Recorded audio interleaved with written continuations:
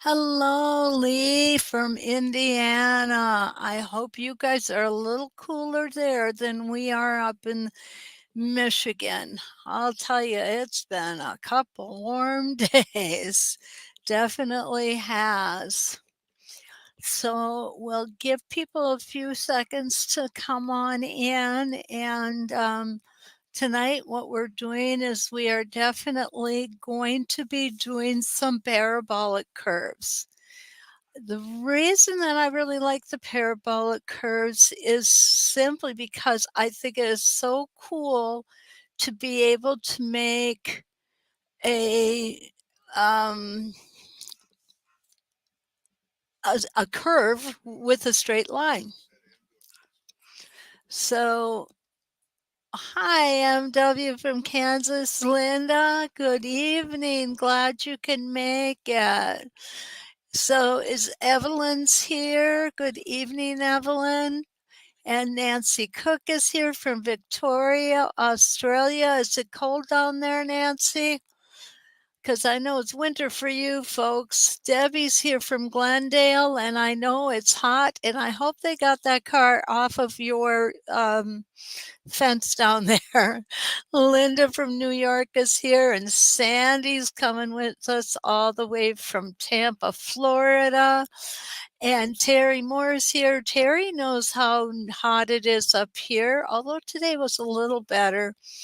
We are not accustomed to these types of temperatures with car is still there, Debbie. Oh my gosh. We up here are not accustomed to these type of temperatures. And this morning we also had 60 degrees humid or 60 degrees of humidity, so that doesn't help a whole lot. Nancy said it's raining, but a bit warmer. And Tara, it's good to see you, my friend. Glad you could make it. So let's go ahead and take a look. Hi, Charlene. Colorado's in the house. Let's take a look at what we're going to be talking about this evening. Okay. How many of you have done parabolic curves in the past? Mary, hi. Nice to see you. 92 yesterday for you. And yeah, the humidity is what's really bad, isn't it, Terry? Mary is up near, not too far off of those great big lakes, so she gets probably a little bit of a breeze and a little bit of a break that we don't get. Linda has done some parabolic curves. Lee has done them. Hi, Jean Brooks. Terry has done them. Sandy, I love parabolic curves as well. Evelyn has done them. Wow, you guys are really, really well versed.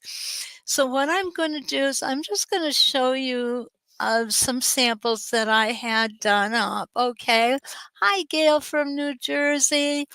What I want you to notice, and I'm going to move this back just a little bit, is all of the different shapes that we're going to make, okay? That you can make, I should say. And here's another shape that can be made. And this represents a little rose. And these would be the leaves on the rose, which I think looks very sweet.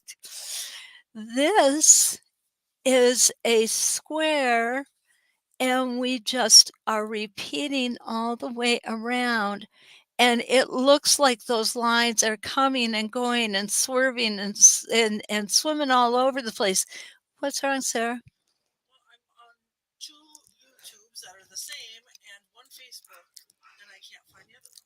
Oh, okay. So Cindy's here. Hi, Cindy. Good to see you. So we just gonna kind of keep going and kind of enjoy these. Now, this one, I'm going to be honest with you guys. This one I think is probably my favorite. It's done with a triangle, as you can see, but I love the way that it brings all of these out as fans. And if we were to put another triangle next to it, these would also extend out as fans. So, it really does make it look nice.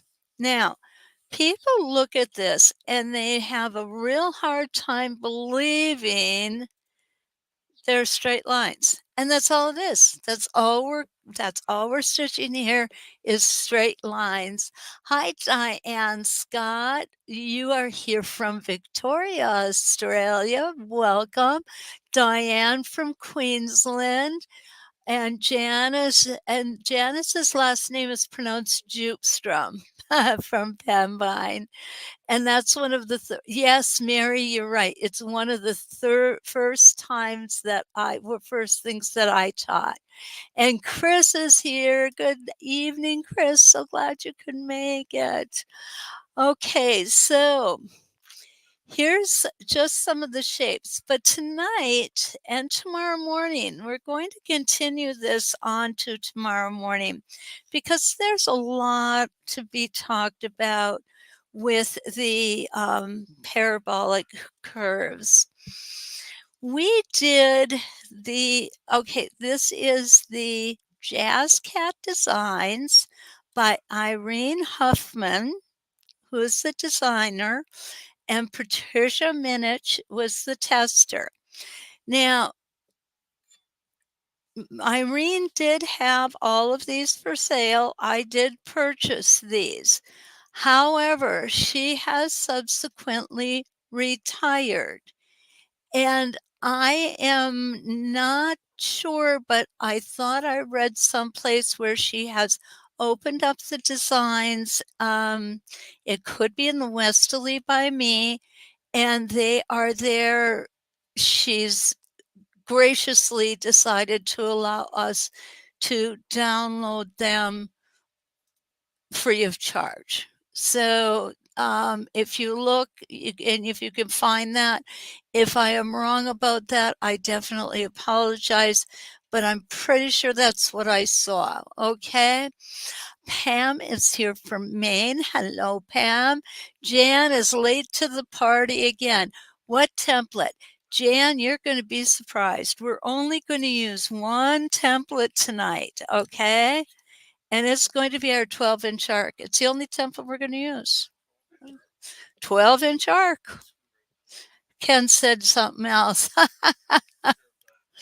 Parabolic curves is the design we're making, and we make that with the 12-inch arc.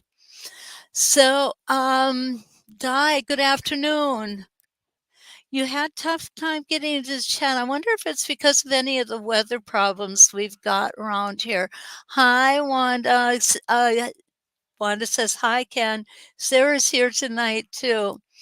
What's the info? Terry asks. The info is to look on the Westerly by me or go into Irene Huffman. I think she has the Facebook page, and check with that, Terry. I will do a little research tonight and see what I can find out for tomorrow morning. The instructions that Irene writes for these is absolutely fabulous. And we're going to show you this one as we go along, because that is the one that I am going to be making. Here is her Ring Around the Rosie. I've made all of these. I got to tell you guys, I love them. Absolutely love them. And you'll see that she has all of the equipment that we need. She talks about how we're going to use that equipment that we're going to want to have. She even has a little template on this one. So everything is well thought out. It's well written, and it is easy to follow. Here she's done the same the same design in two different color families, and in the center, guess what she used? Yeah, Derwent pencils. Yay. So we have the Ring Around the Rosie. Oh, this one is beautiful too. It's called A Flower for You. It is absolutely gorgeous, and you're going to be shocked at how easy this particular design is. Once you understand how parabolic curves are made, you can be successful in no time flat. This is the one that we're going to be looking at tonight, and tomorrow morning I am not going to put the bow on it, okay? Just because we have time constraints. But with Christmas coming up, I like the idea of the wreath, and you can also make a Christmas tree with parabolic curves, which I have done, and a secret garden, which is very pretty. This would make absolutely beautiful placemats. Okay, so get these all set aside and take a look at what we need. Okay. The main fabric, everything is just written out perfectly here. I really admire how well she presents these patterns. So I'm sure you're going to want to look at them for yourself. We don't have to use our stitching time here to go over that. Okay. Barbara's here from Sudbury, Ontario, Canada. Barbara, I've been to Sudbury. It was many years ago. And you're right, Barbara, it is fun. Patsy is here from Oklahoma. Roxanne Sexton says hi. And where do we get the patterns and instructions from? Barbara asked. Um, do you plan to show us all of your finished parabolic curves? Di asked. Okay, first we'll go with Barbara. And what you can go to Irene Huffman, and I believe she has a Facebook page. Can you look that up, Sarah? And I do believe too that she posted these directions on the Westerly by Me site. Diane says, in Westerly by Me site and go to the files. So they are in the files. Thank you, Diane, for checking that out. Silver Dolphin, hi, from Flushing, New York. Now, Di Werner asks, do I plan to show us all of my finished parabolic curves? I can't. Di, I really can't. And the reason that I can't is because Stacy has them all. So they are out on the West Coast was so steady. But we should be able to, I'll post mine when I'm finished with this one. I will definitely post it on Westerly by Me. Okay. Thank you for asking. Okay. So the first thing we had to do for this design was do 16-point reference lines. Okay. And is that going to help? Can you turn that light on right there to bring us some light in the back? Perfect. Thank you, Kim. Now on this one, we have to do some marking. Okay. And the way we're going to do the marking, and I'm going to bring you right to the marking page, is we are going to mark 16 reference lines.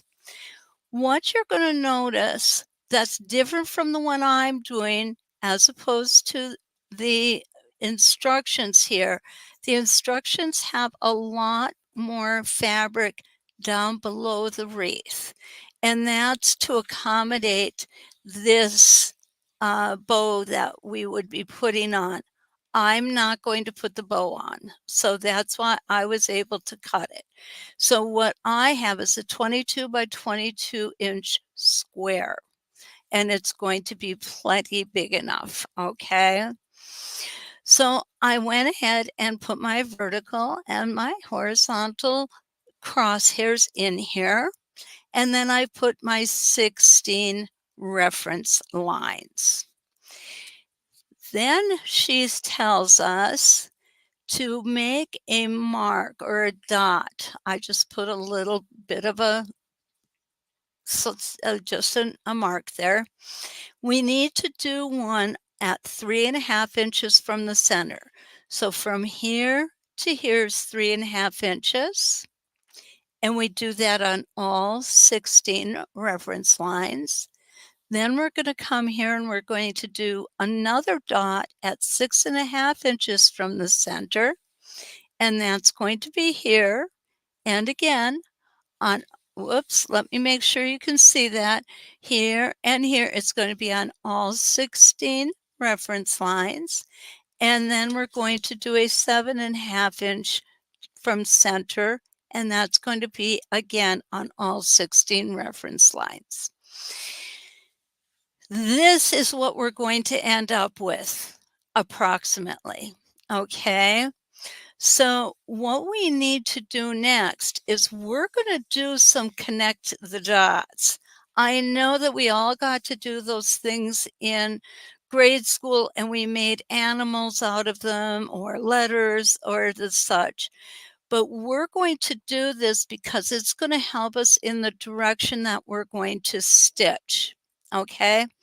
Now, as I was stitching this out today, it came to me that this particular method of doing it, I found I could easily get turned around. I'm going to show you what I did to make sure that I was continually going in the right direction. Okay. It does look like a saw blade. Ken said it looks like a saw blade. Who else thinks that? Jeannie. Okay, yep, no problem. Being a little late is never a problem. You know that we've got them recorded, so we definitely want to make sure you get to see the beginning. So what we're going to do, and I'm going to show you how we're going to do it. We're going to first, we're going to connect all the 3.5 inch marks. And I am going to use my 12-inch arc to do it. And I'm going to use my friction pen. Okay, the friction pen simply because it will come off with heat. I did spray the spray starch on in 2 layers. So that will help eliminate those ghost shadows. So now we know we want to go from this crosshair to this crosshair. So we don't need to use stitching line discs for this. We're just going to line it up and make a mark to the next 3.5 inch mark on the next reference line. And we're going to come here and do the same. And we're going to keep going all the way around. One more time. Okay.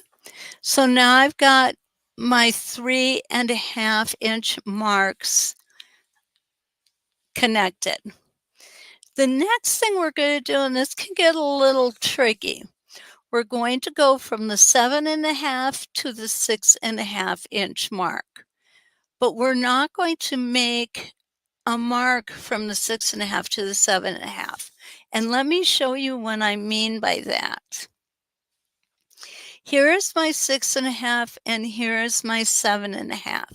So I want to start at my 7.5 and at my 6.5 and simply just make that mark.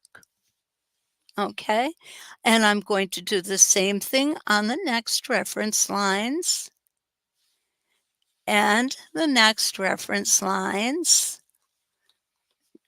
I'm getting caught up there a little bit. 7.5 to 6.5. Down we're going to go. And one more time. Obviously, you would go all the way around. Okay, so there's our marks. You would want to have the whole piece marked like that. Okay, now comes the fun. Okay, and the fun is the first thing we're going to do is stitch in this perimeter. These lines that we're going to be stitching in next are perimeter lines for the parabolic curves. What do I mean by that, right? What that means is we are going to stay within this shape. Every one of these shapes is going to make its own parabolic curve. However, when they're put together, it's going to look like the two are used as one, even though they're not. And I'll show you what I mean by that, okay? Now, the first thing we want to do is we want to stitch the outside lines. So the first one we're going to stitch is going to be the center, and that's our round line. And it's not really round, but from far away, it kind of reads as a round line. Okay, and there we go.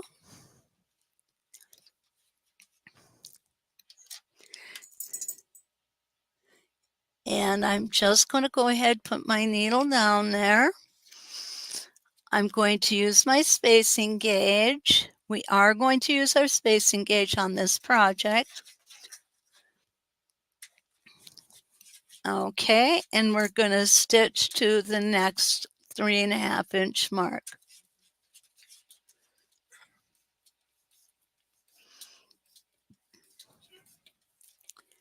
Now you don't have to worry about making your stitches too big or too small because this is a straight line. Okay, I'm going to just trim my threads off here and keep coming around.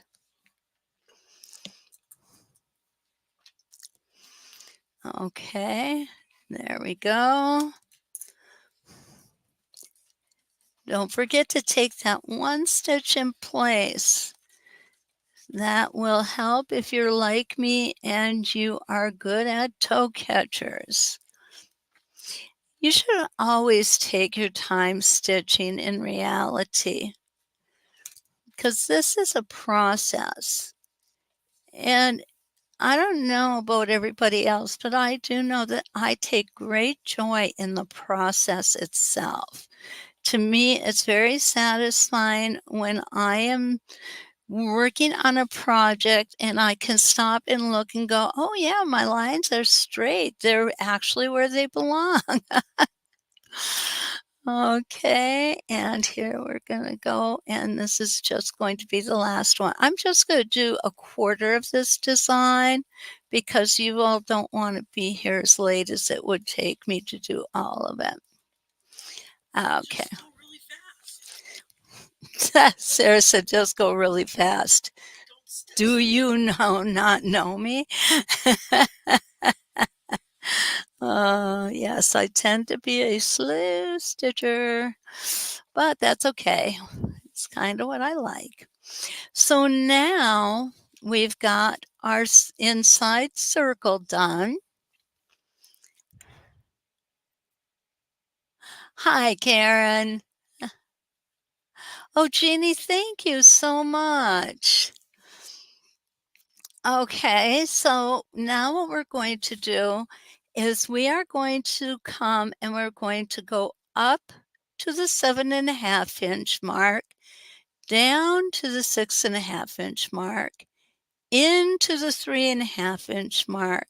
Then we're going to come all the way back up to the 7.5 inch mark. And we are going to just keep repeating that, okay?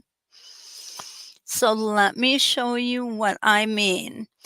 There is a there is a way that we're gonna want to stitch each one of our wedges in the same order, and I'm gonna show you how to not mess up the order, because if you're not paying real close attention, you can start in the wrong place on the wedge, and then you have to tear it out. Don't ask me how I know that, please, okay? I thought, "Oh, I've done this before. This isn't too bad, right?" Okay, I'm gonna pull you guys up a little bit here and try to make that a little easier for you to see. So we want to start at the bottom and stitch up to the top. I've already done that because I started here and stitched up. So I'm going to go to the top because I've stitched from here to here. I'm going to pull my bobbin thread up.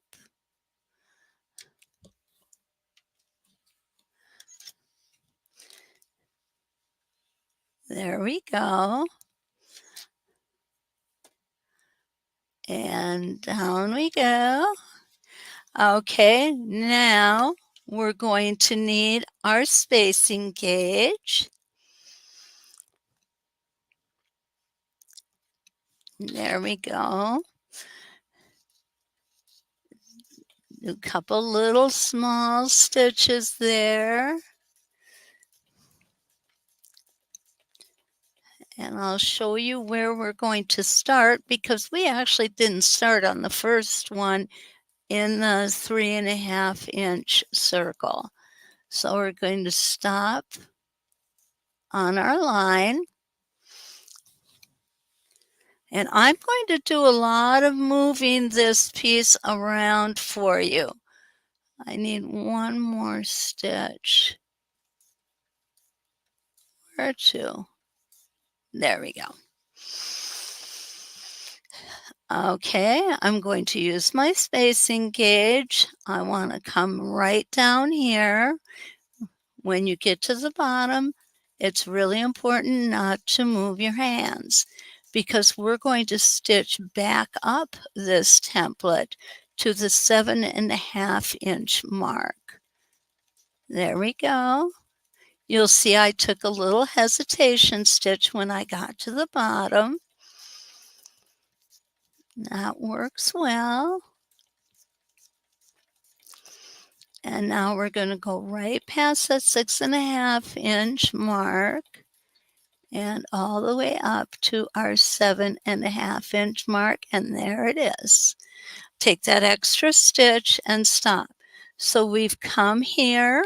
Now we're going to come down here to from the 7.5-inch mark to the 6.5-inch mark.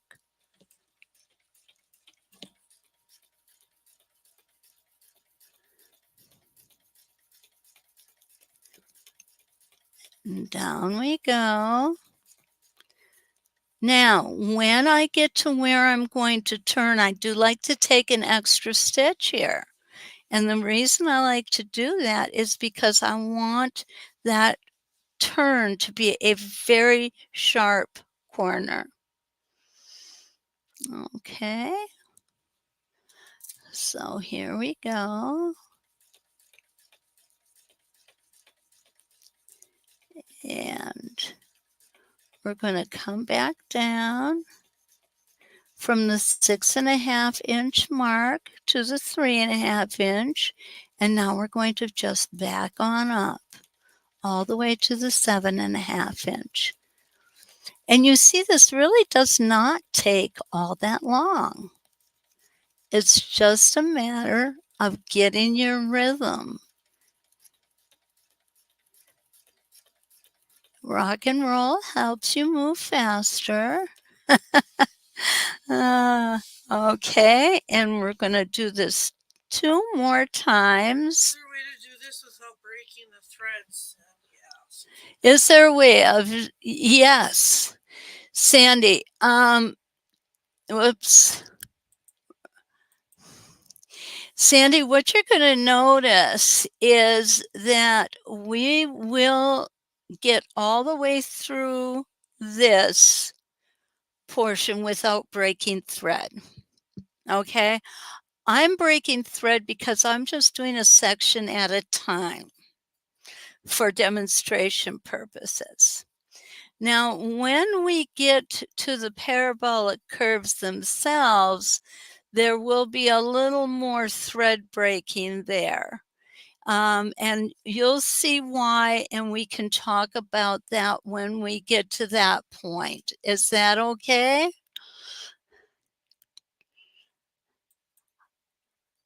Hi, Karen. Hi, Sue. Oh, from Port Charlotte. Is there okay? Oh, Guyleen came in from Wyoming. Hi, Guyleen. Welcome. Okay, so what I'm going to do is we're going to come here. If you did not want this line to be a little heavier than this line, then you would be, let me think. Would you have to break thread? If you started here, yeah, that wouldn't work because somewhere or another you have to stitch twice. So that would not work. Okay, here we go. And right there, take that first stitch in place, and we're going to keep going. And I need to make a slight adjustment on my foot. I'll do that when I get to the corner. And that is because of the perils of inexpensive batting.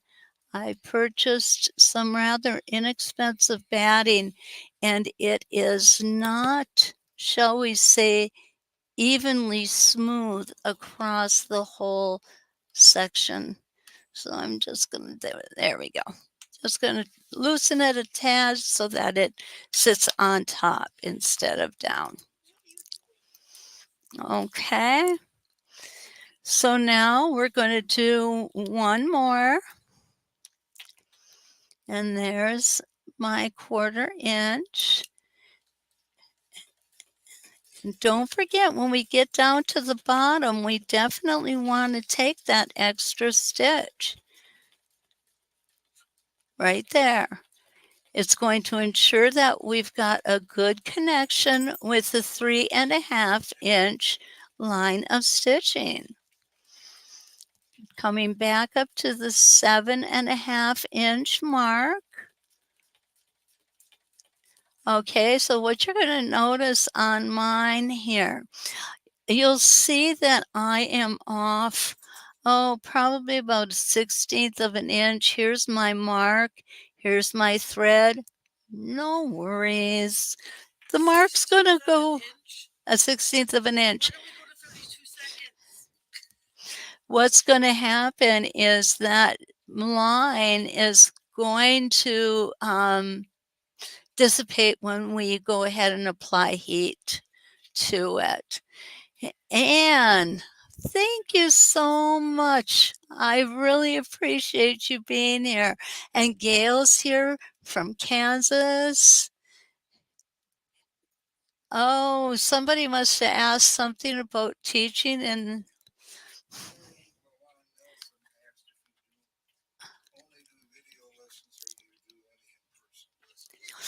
right now, it depends. Right now I'm doing mostly virtual, and the reason I think that most shop owners are going to virtual is the expense that's associated with it. However, when we have areas that are close in proximity, we can help keep those expenses down a little bit.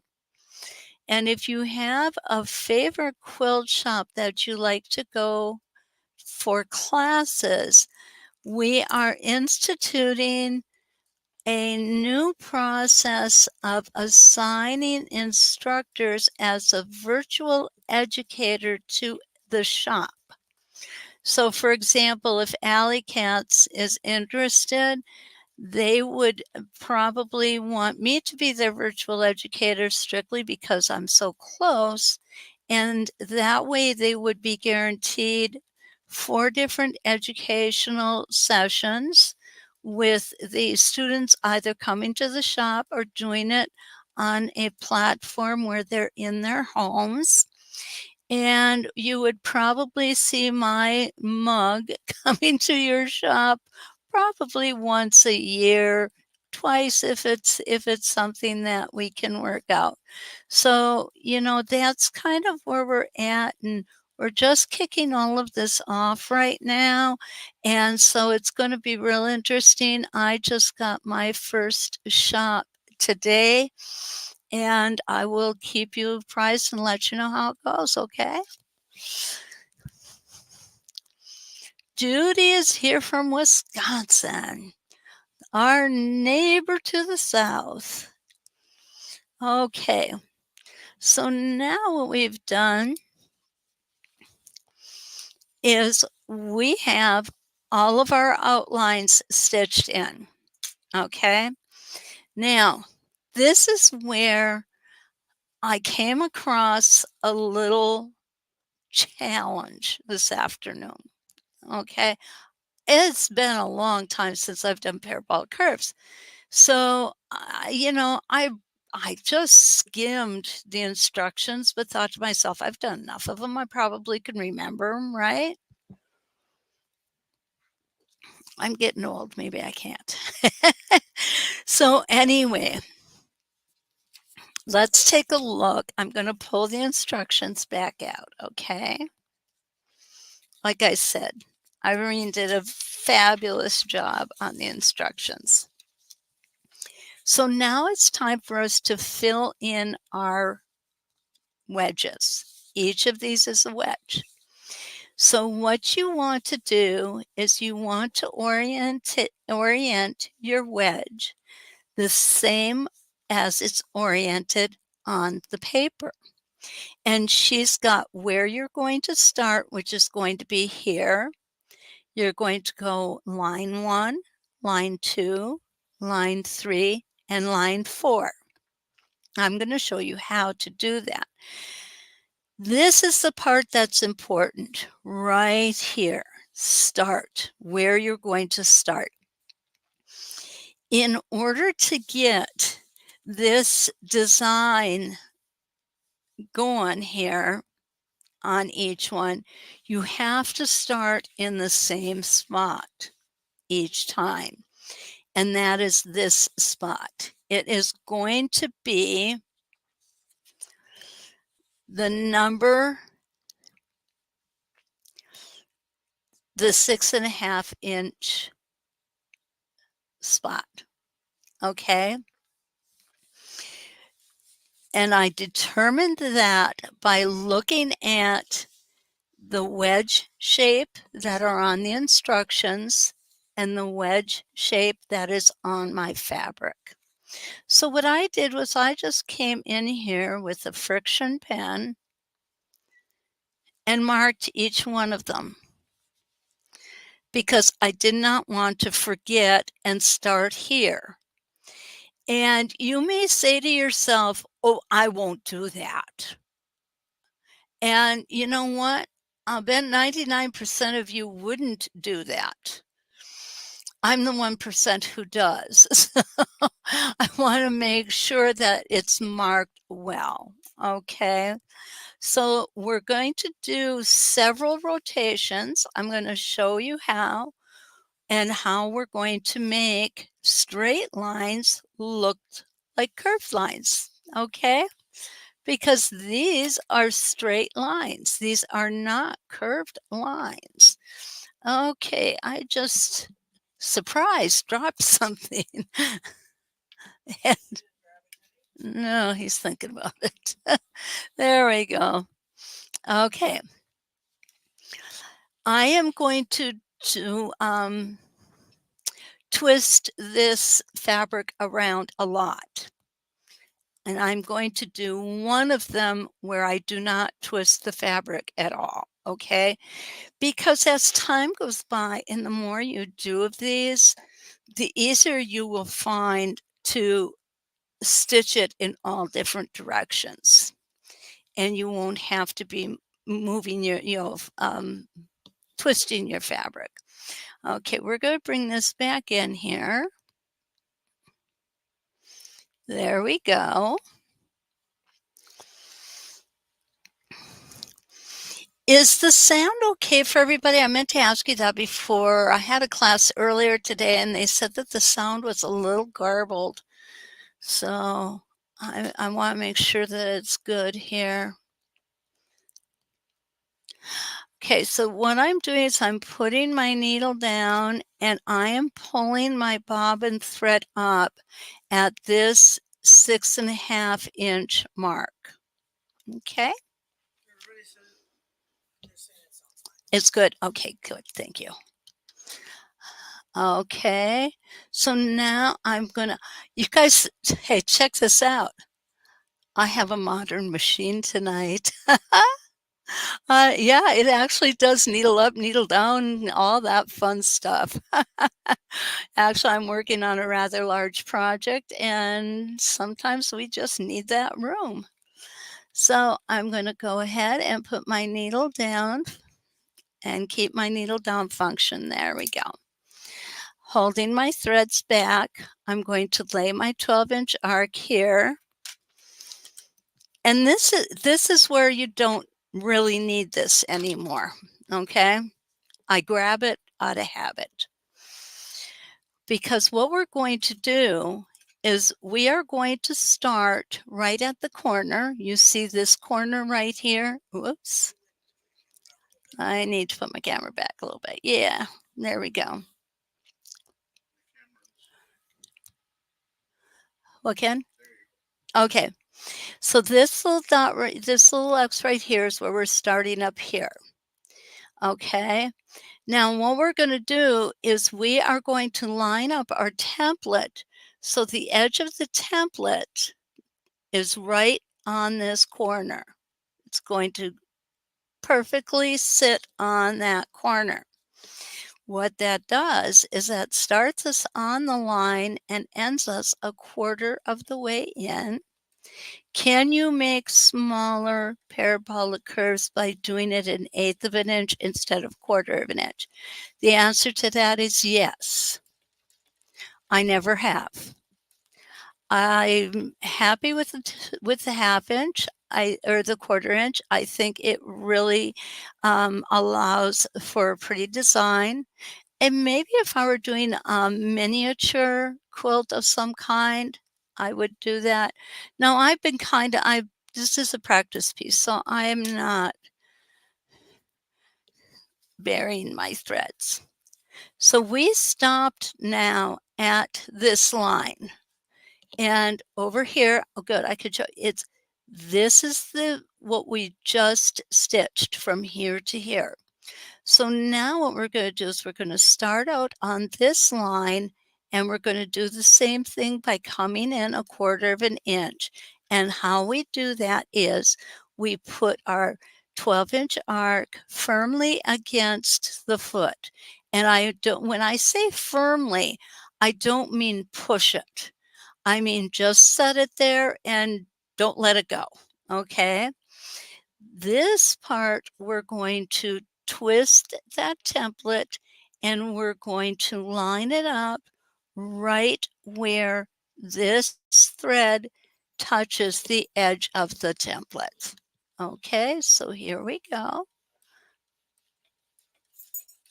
I do like to take that extra stitch when I start, and I like to take the extra stitch when I stop. Now, speaking of stopping, I personally believe that it is very important to hit that line of stitching that we want to stop on. So right here, we wanted to hit this line of stitching, and we did. Here we've hit this line of stitching. that connects the 3.5-inch marks that we placed. Okay? And now we're going to come this way. Now this is a lot shorter, you'll notice. And as we do this whole parabolic curve, it's going to make things a little different. But again, we're starting at the 3.5-inch stitch line, and we're going to be 1/4 of an inch above it when we stop. And one more stitch. And this is going to be our 4th line, okay?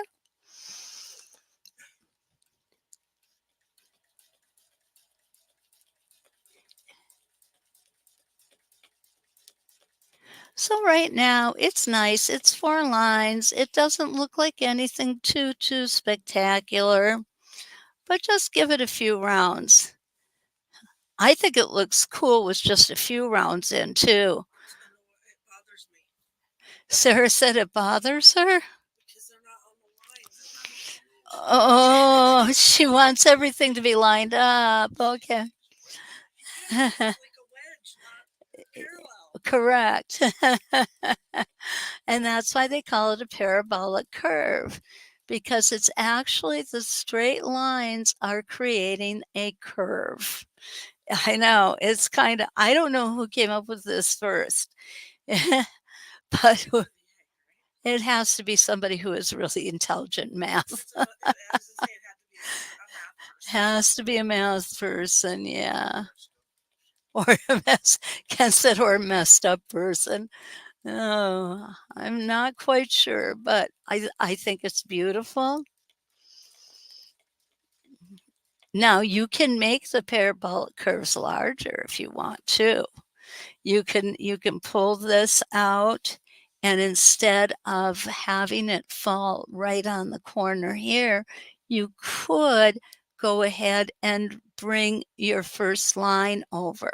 So if you had a really big parabolic curve, what you might want to do is use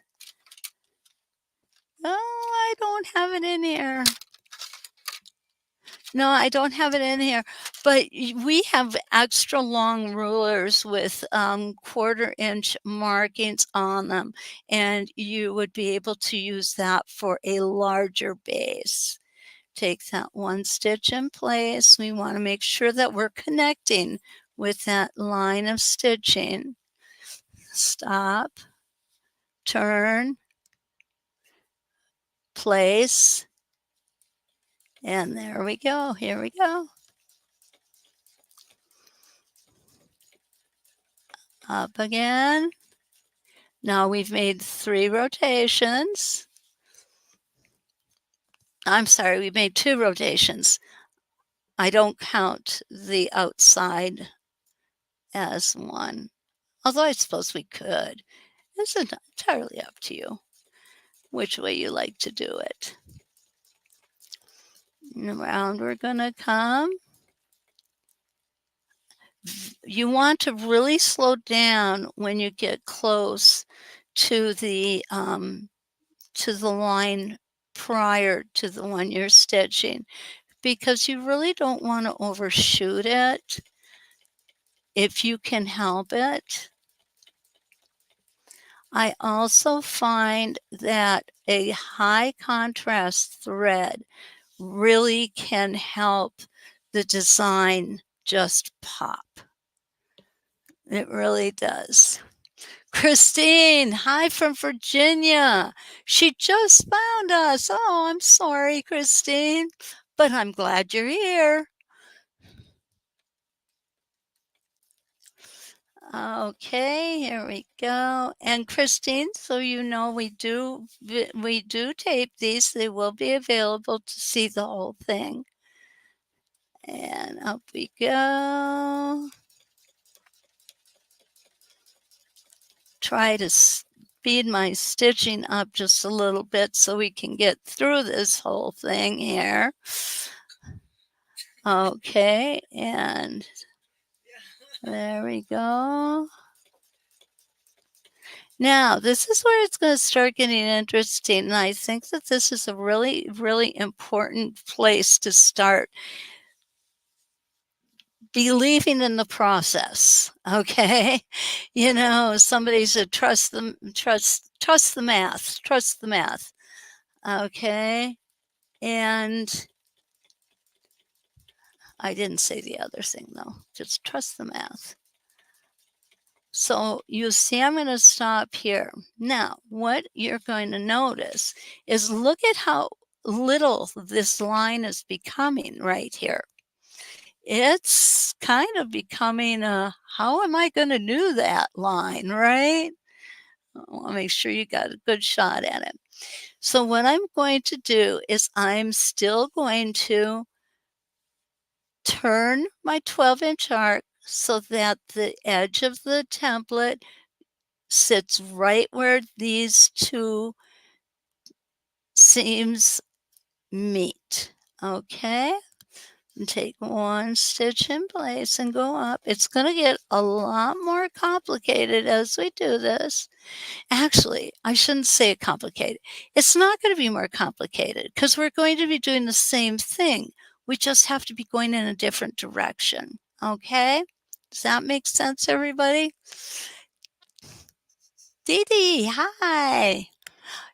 Di asks, how long is this video available? Um, I'm not sure if Stacy is taking them down at all or when she is, but if you go to 906 Quilting YouTube channel, they will be there forever. Or until they kick me off. Either way. Yeah, I do keep them up. I want you guys to have access to them. I should try to remember to ask Stacy. Okay. So now you can see we're back in with our longer seams, so it's not nearly as drastic a turn. And there we go. I'm going to turn it one more time. Now we're going to come down here. Okay. Every time I come around, I'm doing the same exact process. I am lining up that corner with the edge of my template. Okay, so here we go. You're going to go, well, where do I put this one, right? Okay, we have a corner right here. And we're going to put our template next to our foot, and we're going to make it touch where this line of stitching turns. Now watch what's going to happen with this. This is an important thing to see. You see how far it's coming up? Don't let that freak you out. It's supposed to, okay? I'm going to get one more in here. Now we're going to come, now we've got a little longer spaces here, so it's going to be more normal, what we're accustomed to.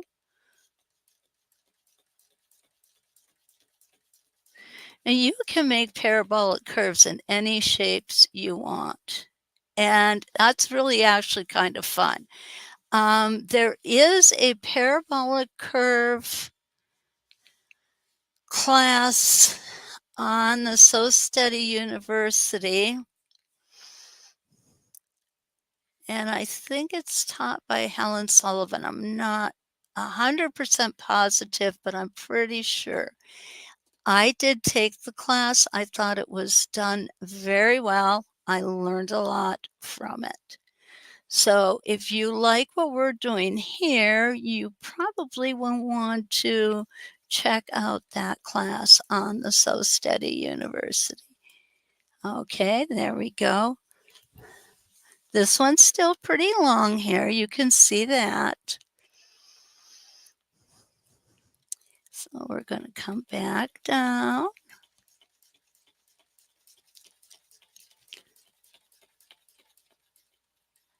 and stop right on that line. You'll notice how yes, Helen Sullivan. Thank you, Linda. Thank you. No, Dee Dee, I'm not using the 301 today. I have the Juki Quality Vision Professional DX4000 VP today. It has a larger throat because I was doing another project that I needed the extra throat space on. Okay, here we go. This is that little one again.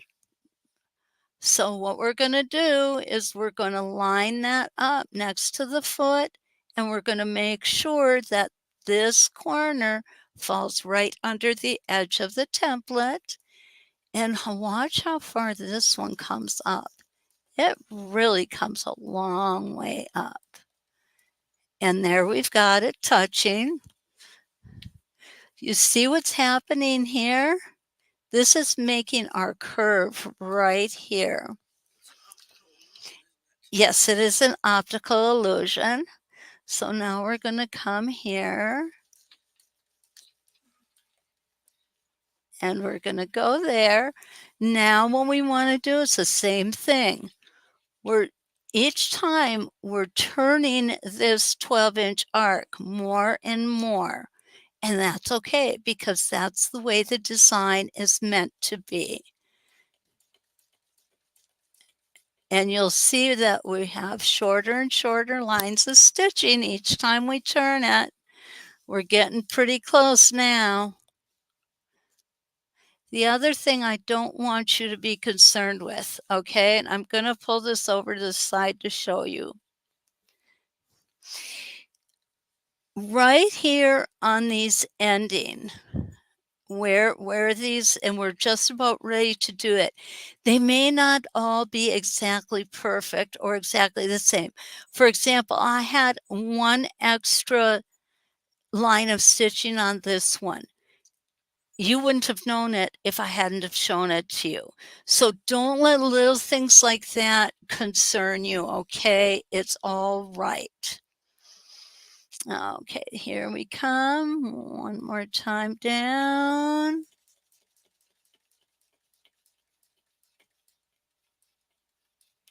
Right on that line. Hi, Rita. You couldn't get into Facebook this morning. I'm sorry to hear that. My foot is loose? You mean like that? That's the way the machine is made.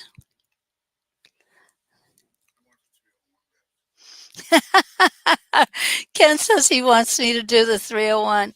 Okay, so I need to figure out where I'm at. Okay, I'm right here. Yep. Okay, so again, putting this underneath. We're going to come up here. This one's going to get really, really short now. Okay, so now I'm turning it again. Now what you're going to notice is that I don't have that right there. I don't have that edge to come and go like this. But I want to use this instead.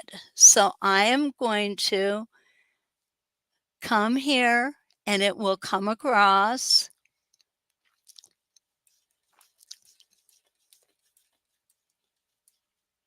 Okay, and then we're going to come down one more time.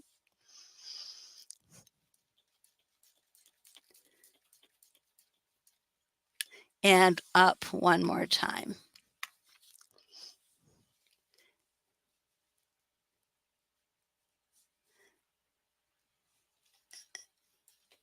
And there we go.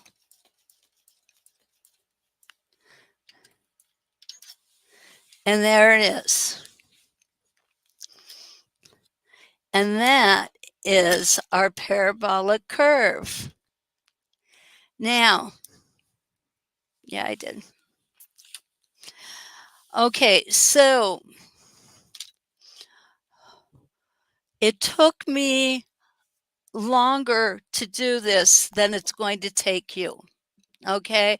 Once you get into a rhythm, it goes quite quickly. And with this particular design, you can do the bow. I'll show you the directions for the bow. This uses the center that Irene used here was a Spinifex, our 2-inch simple circle, and a miniature Spinifex. And that is all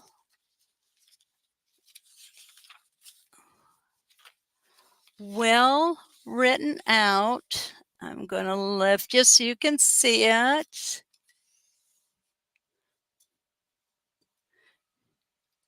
You see how beautifully she illustrates all of this so that you will be successful using it.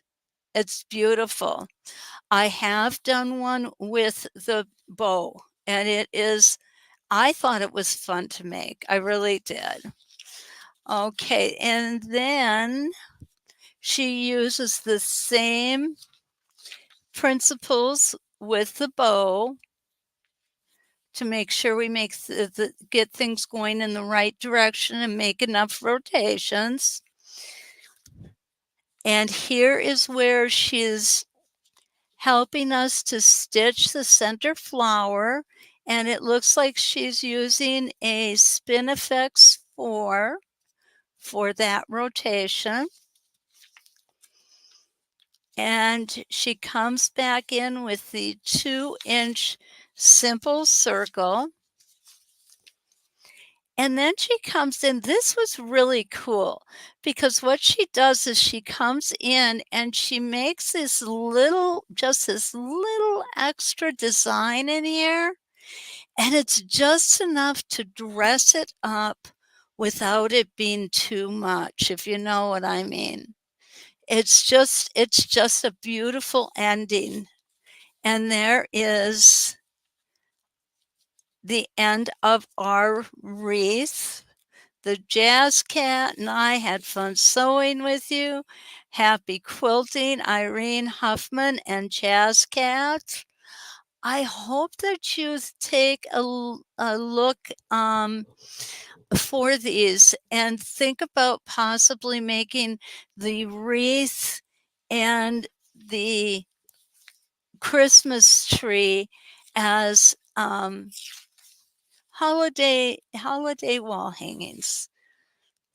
They're very close to the same size. This is no different or no more difficult to do than what we just did here. So I know that you guys can do this.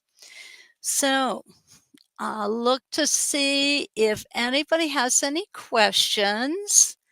And while I'm waiting for that, I want to remind you, like, subscribe, share. I like to have you go into sostay.com under instructors. And when you see my face there, you'll have an opportunity to leave a thought or two about how I'm doing. And please let me know if there's something special you want me to do. We are starting our border class this Thursday at 10 a.m. Central Time, and the class only has a few seats left. So if you're thinking about taking that class, might be a good idea to go ahead and purchase that before those seats are all gone.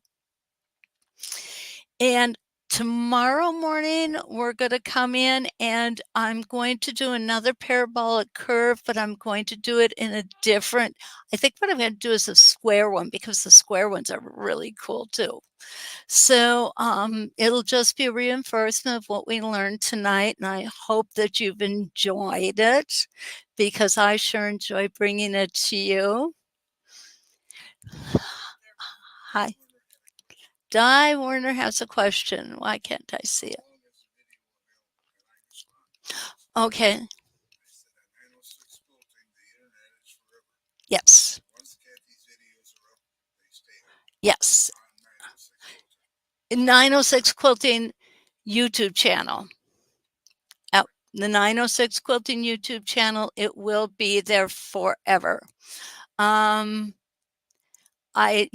don't know if let me check. Let me check what else is there, okay? So I will let you know. Don't forget, like, subscribe, and share. And if you have something to say about me, please feel free to go ahead. I want you to know that I am always available to you. Under the instructor page, you'll have my email address and my phone number.